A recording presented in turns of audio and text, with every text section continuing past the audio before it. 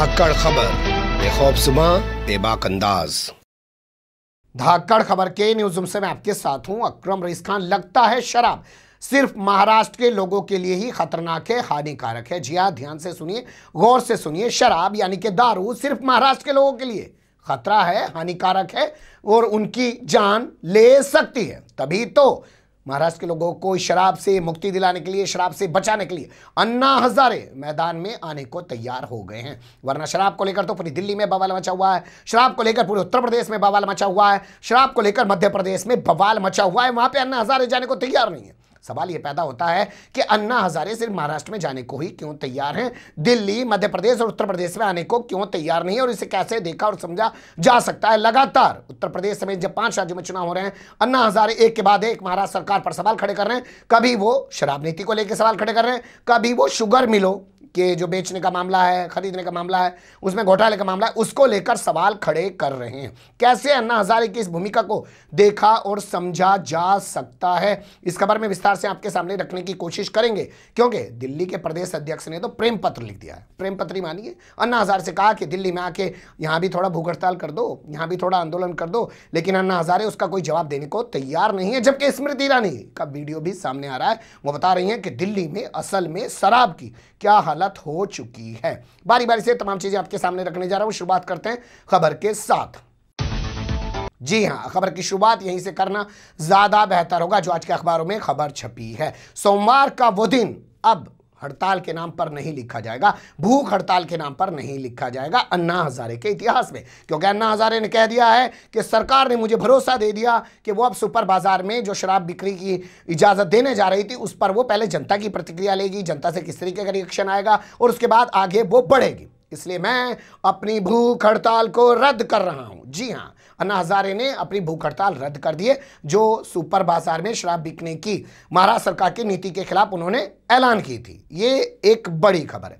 अब इसके अलावा हम आपके सामने रखना चाहते हैं कि अन्ना हजारे जो है दिल्ली आने को क्यों तैयार नहीं है, जबकि यहां दिल्ली के जो कांग्रेस के प्रदेश अध्यक्ष हैं वो पत्र भी लिख रहे हैं। उस पत्र पे चर्चा बाद में करेंगे। पहले आपके सामने स्मृति ईरानी का वीडियो रख रहा हूं जिसमें वो कह रही हैं कि साहब यहां तो गली गली में शराब बिक रही है, यहाँ तो गुरुद्वारे के बगल में शराब बिक रही है, स्कूल के बगल में शराब बिक रही है। चलिए कम से कम कांग्रेस की ना सुने, मोदी सरकार की इस मंत्री की तो सुननी चाहिए।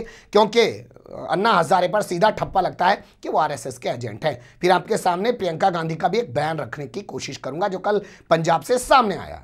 मेरा आग्रह है आपसे कि आप तिलक नगर जाएं और संतगढ़ के रिहायशी इलाके में देखें, 2 गुरुद्वारों के बीच ठेका खोला गया है। मंदिर नहीं छोड़ा, स्कूल नहीं छोड़ा, गुरुद्वारा नहीं छोड़ा। पांडा साहब, आप जोनिंग के कानून की बात करते हैं, मैं तो कहती हूं धर्म की अपनी एक मर्यादा है, उस मर्यादा का भी उल्लंघन किया है केजरीवाल सरकार ने।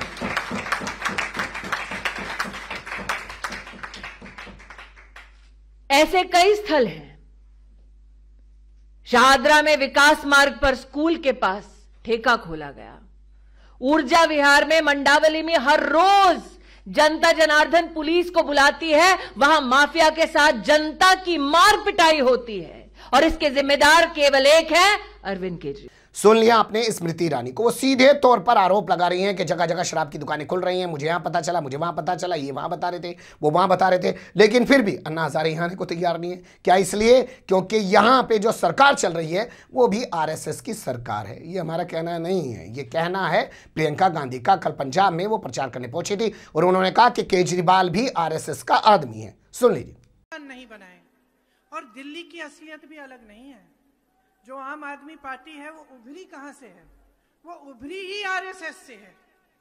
आम आदमी पार्टी के नेता खुद कहते हैं कि हम भाजपा से बड़े भाजपा हैं। दिल्ली में सेहत संस्थान, शिक्षा के संस्थान के नाम में कुछ नहीं है। आपको बताया जाता है कि बढ़िया बढ़िया स्कूल बने हैं। जरा आइए दिल्ली आके देखिए क्या बना है। दिल्ली वालों से पूछिए कि कैसे जी रहे हैं। तो आज का जो माहौल है, आज जो आप परिस्थितियां देख रहे हैं, इसमें आपको जो राजनीतिक दल हैं, जो नेता हैं, इनकी असलियत पहचानने की बहुत ही महत्वपूर्ण जरूरत है। जब तक आप असलियत नहीं पहचानेंगे तब तक आप सही निर्णय नहीं ले सकते।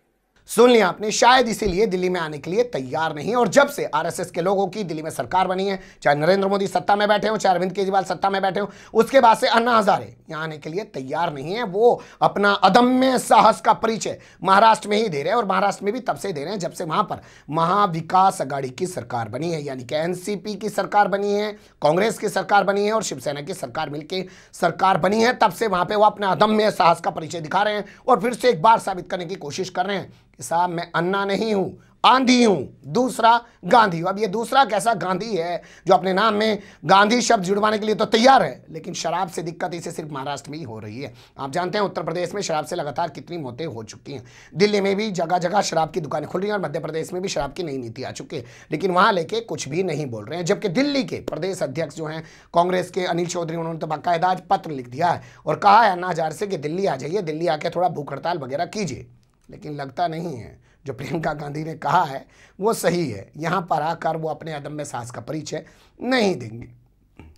एक खबर बढ़ रही थी, मुझे लगा कि आपको रूबरू कराया जाए। बने रहेगा धाकड़ खबर के साथ। फिलहाल कमेंट्स के रूप में आप लोग अपनी राय दे सकते हैं, खबर को लाइक कर सकते हैं, चैनल को सब्सक्राइब कर सकते हैं और ज़्यादा से ज़्यादा हमारी खबरों को शेयर कर सकते हैं। फिर ऐसे ही किसी सुलगते हुए या उलझते मुद्दे लेकर मैं आपके सामने हूँगा हाजिर। फिलहाल अभी इजाज़त।